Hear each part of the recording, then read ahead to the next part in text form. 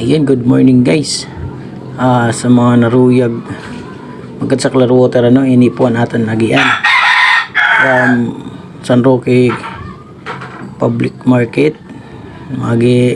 Magian natin ng fire station and elementary school San Roque.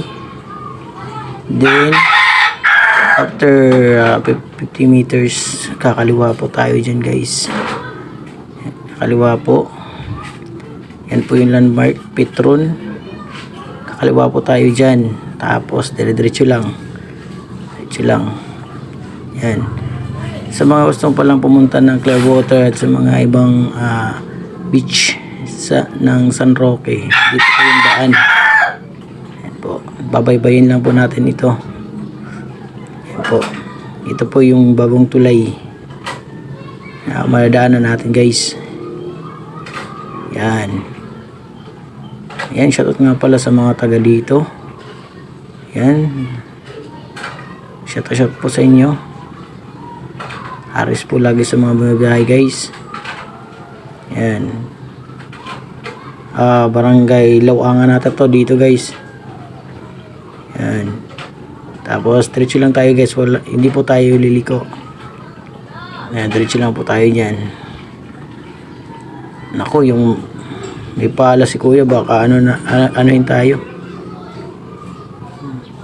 paluin. Okay, diretso lang guys. Tuloy-tuloy lang. Dito pala yung ginaganap guys, yung mga nila activities sa founding anniversary po ng San Roque. Yan, gilid po yan ng dagat na guys. Diyan po ginaganap yung mga party po, like tawag doon, beach party, mga ganun.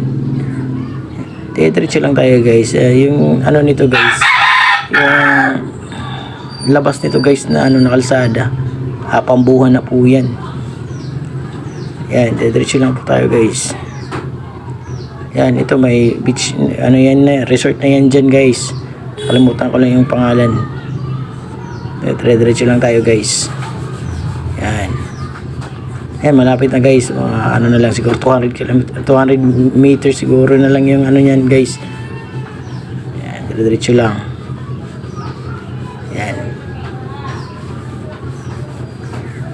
Ay, malapit na tayo guys. Yan, dito sa kaliwa meron diyan resort din. Tsaka yung resort ng Clearwater na ayong dagat, dyan po yan.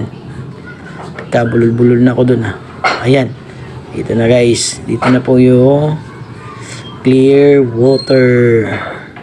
Ayan, dito lang tayo dadaan sa nila, malaking sa parking nila space.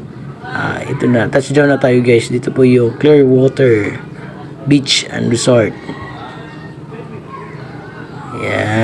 Ayan, mag-park na po tayo guys. Ayan, hanggang sa muli guys. Paalam.